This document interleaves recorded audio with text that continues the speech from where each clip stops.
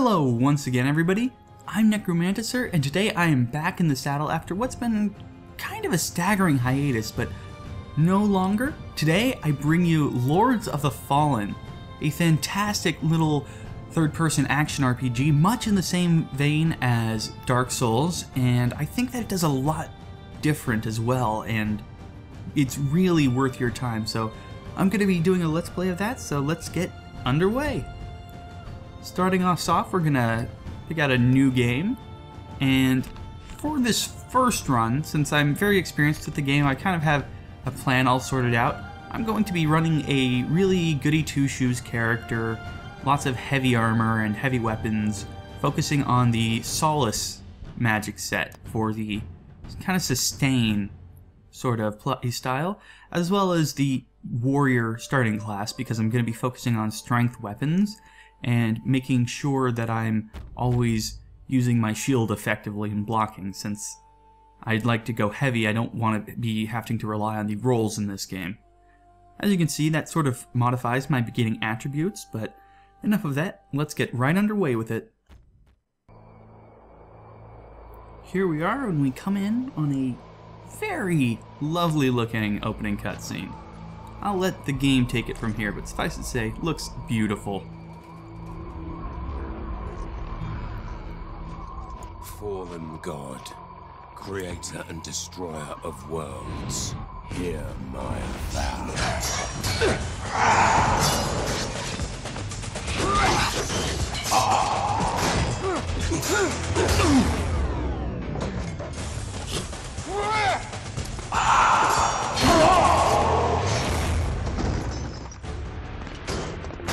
And that's how it's done. Now we come over here and pick up Defiance, this horrible little warhammer here, and great things await. Hear my vow. My vow of defiance.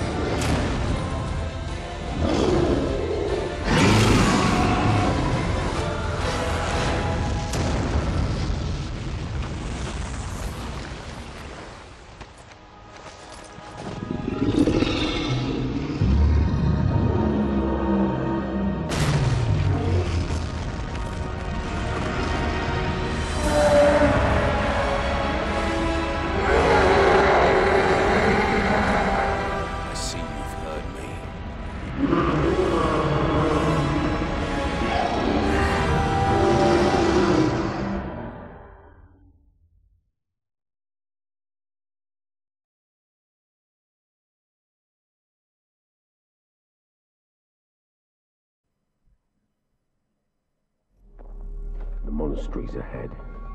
I wonder if it is still safe. Either way, our quest for Antanas nears a conclusion. I hope he's worth all the men we've lost on our way here. And we are breaking and entering into a monastery. What a lovely pair of anti-heroes we make. Having a quick look around. Kind of desolate. Let's get to work. And here we see Kaslo, who's quiet. been our guide. Quiet, even for a monastery. Hold on.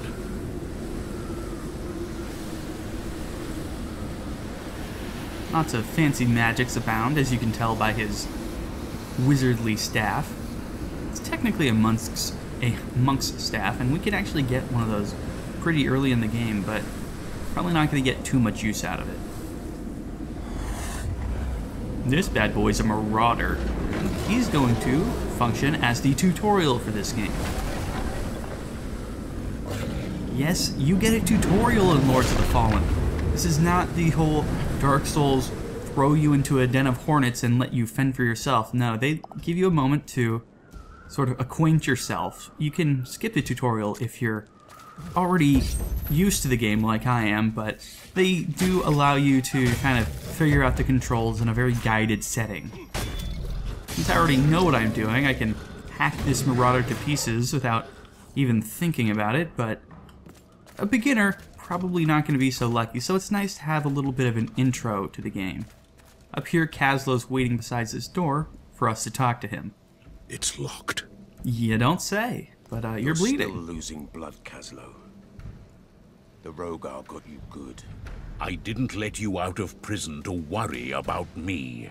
It's already establishing some background through dialogue, showing, not telling. It's really great. We didn't come all this way just so you could die on the doorstep. I've treated injuries like this one before. I'll deal with it once we get inside. Establishing that he's a healer type fellow, monk and all that. Really nice. The man we're looking for. How will we find him? He's the leader of all humanity. If we find his guards, we'll find him. And a little bit of exposition on So far, I've seen Antanas. only corpses, no survivors. The Rogar have clearly breached the walls of the monastery. Antanas would have given his life to protect his people. If he is alive, then some of them might have survived too.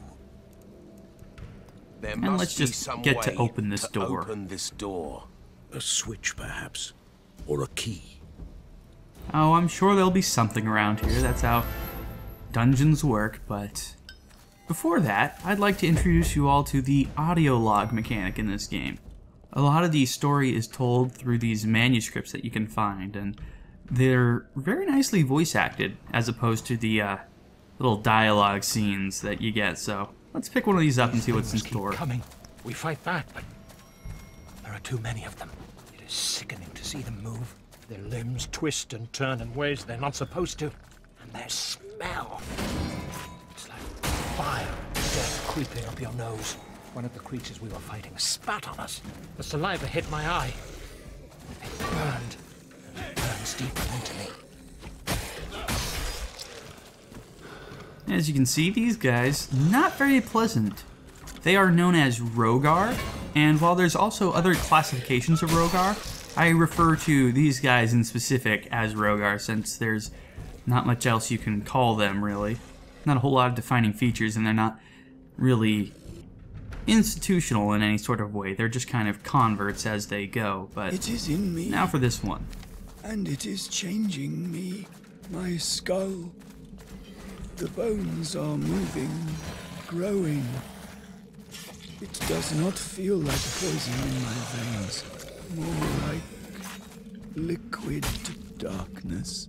We have seen with others what happens next. Eyesight goes first, then follows sanity. Brother William, Brother Peter and I won't let the disease take us. We will choose death before it chooses us. As you can see, there's also a sort of set of secrets in this game, and finding them proves highly beneficial. All of the consumables are shards like this fire resist shard that we picked up earlier, and they can all be used in different ways to accentuate your character for a brief period of time. You can also see these guys are very, very vulnerable to backstabs, as I'm sure anyone who's played enough Dark Souls will have learned to exploit by now, so you really can just sneak around behind them. The early levels of the game are kind of saturated with these audio logs, but they set up the story quite nicely, so I'm going to keep reading them. Dear Father, the fires on the horizon, they are spreading towards our village. I beg you, be careful. Something evil is happening. I can feel that. Always seek refuge here, in the monastery. Whatever happens, Antanas can save us. Please, please, be safe. Heading down there, we picked up this giant key, which sounds like the perfect fit for that giant door back there, as well as we're just getting ourselves a little bit better acquainted with the combat system and clearing out all these Rogar and Marauders that have dotted this area. We will be coming back here fairly shortly, but for now, let's pick up this last item and make our way through these double doors into our first major encounter of the game.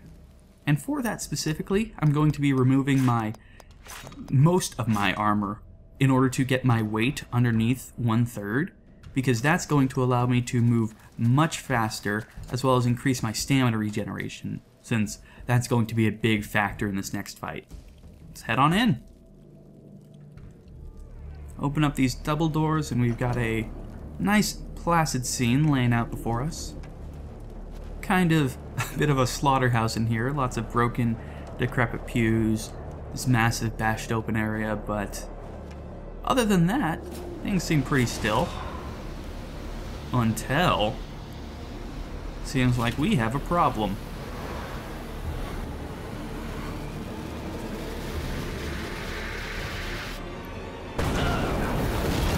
So much for Caslow. We've already been separated, so that's going to be a big driving plot point in the game as we progress. If there's one thing to be said about this game, it's that the bosses know how to make an entrance. That is pretty awesome. We've got this massive armored fellow with a giant great shield and a sword that looks like the Fume Ultra Great Sword, so lovely way to start out the game. The cutscene just ends and he's already swinging for our face. However, this is also a great time to talk about the combat system of this game.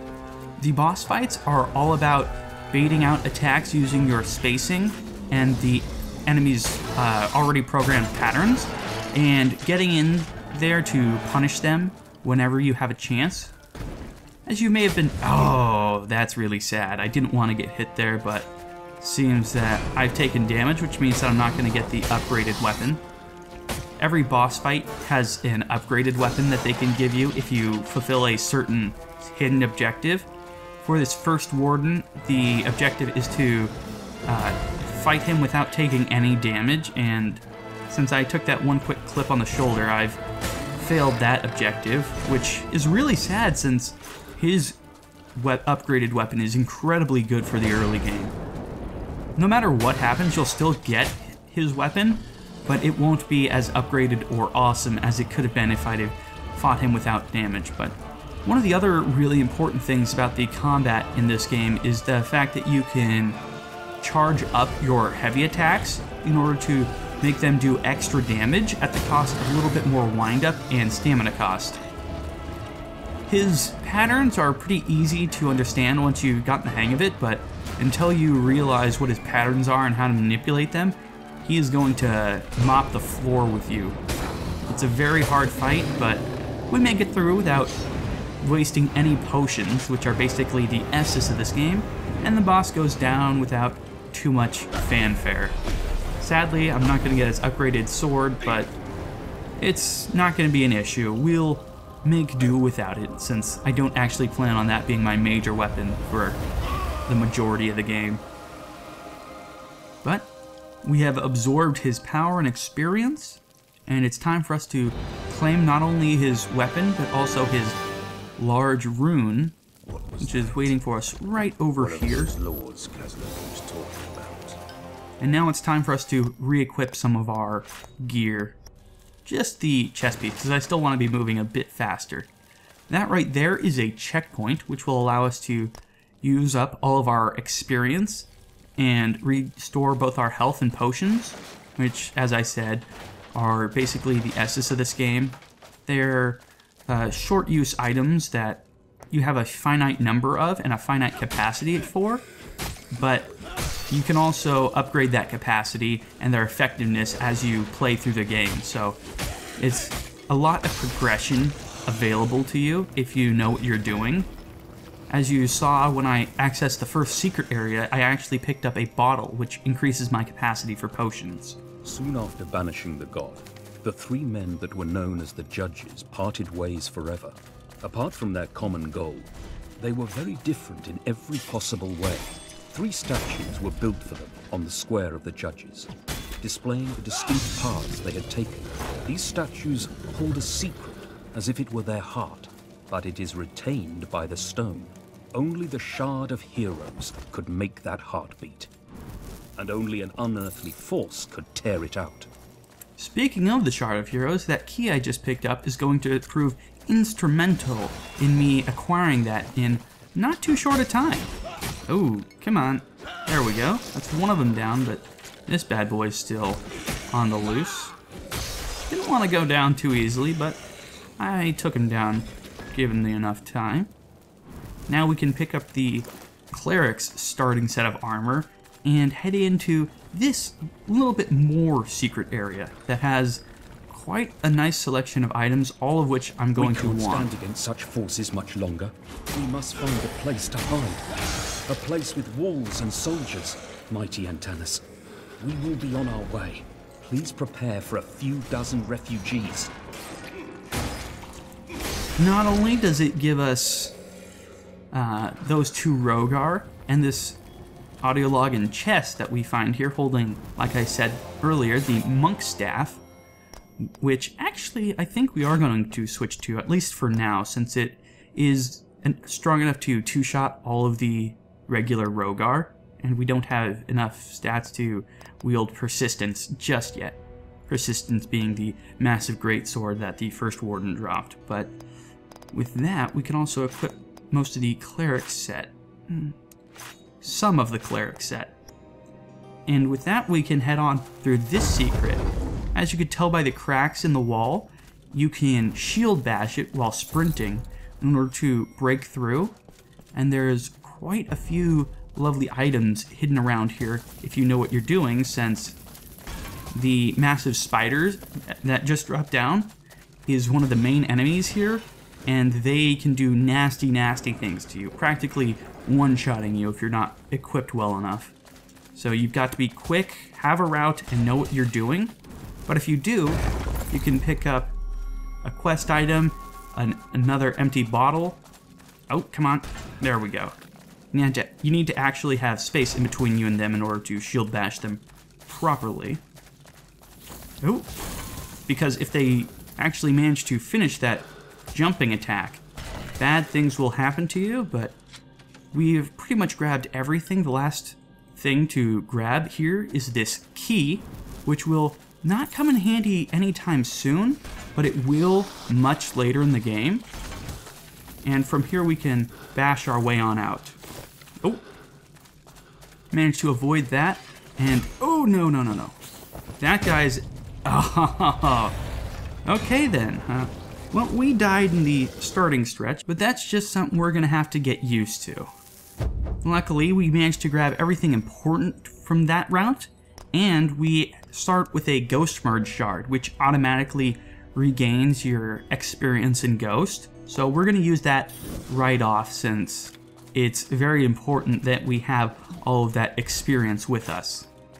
It does mean that we have to go back basically to the start of the level, but that's not too much of a problem since we were going to do that right after we got out of that that cellar area already, so it's not putting us out in the slightest. Instead, we can just go back through and slaughter these guys because we do need to come out on the other side.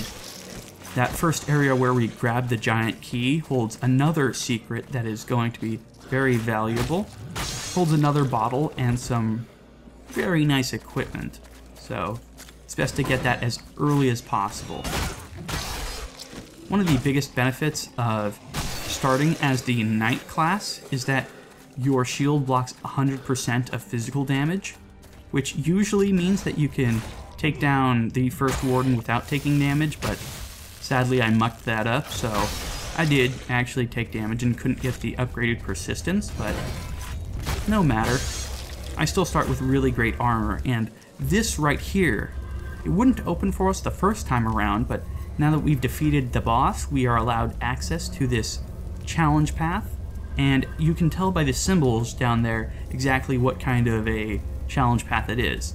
The Omega and Diamond symbol together mean that it's simply a loot area holding 3 chests for us, so we can head in and pick up all of those lovely chests that are waiting for us. This is a sort of Shadow Realm type area that all of those portals lead to. And as you can see, there's a bit of a problem with the item display insofar as that first chest actually held both the Faithful Disciple and an empty bottle, but sometimes the bottles just don't display properly. It's one of the variety of bugs that are in this game, but they're by no means game-breaking. Having looted this area, we can head right back on out and resume our troubles in this first starter area. The interesting thing about those challenge portals is that whenever you go through one, all of the enemies in the game respawn. And that's something that you can sort of abuse to either farm certain enemies or even just have them respawn so you can practice your parries, which I've done on many an occasion. The interesting thing about this game is how it handles the parrying mechanic. You can't actually parry with a kite shield like this one. You specifically need a buckler type weapon, whereas this kite shield gives you a shield bash attack that's pretty much worthless. But while we're here in the starting area, we need to grab the secret over here. Using the key that we picked up on the stairwell when we were past the first warden, we can actually head in here and pick up the Shard of Heroes that we heard tell of earlier. And with that, we're pretty much set in our early game and ready to head out into the world abroad. Just one last fight down the flight of stairs, and we should be ready to make our way out into the world and see what we can see out there. As you can see, the monk staff, very useful for taking these guys out. Like I said, it's a 2-shot kill on these weak Rogar, and the Marauders can be easily dispatched either through 3 blows then 2 blows, or a backstab into 2 blows. The absolute best part about this is that any starting class can wield it and use it effectively, since it only requires 8 agility, and 8 is the minimum stat requirement for any weapon, meaning that everybody who's playing the game can have access to this ridiculously powerful early weapon once they manage to make it here. And that makes it really easy to play through and clear in a relatively quick fashion no matter what. What exactly were the Lords? They wielded power beyond our understanding. They fought fiercely, they blindly followed the God. Anyone who tried to talk to them, reason with them, failed. The Lords did not come for discussion. They came to serve their purpose. To lead the Rogar army against the humans. As you can see, Rogar Lords, not really our friend, but enough about that. It's time for us to make our way out of this monastery. Here we are outside on the wall gates, and this is going to be where we take our rest for now. We've come to this secondary checkpoint, and we're actually going to use it this time, not only to restore all of our potions, but also to level up. The level up system in this game allows you to place your points into either spells or attributes. In the early game, attributes are far more useful, but as you progress, you'll find that spell points are also very valuable, especially if you have a decent investment in faith, which is the prerequisite to actually being able to put points into your spells. But that's going to be where we end it for the day. Come back next time and see how we progress from here. Have a great day, everybody.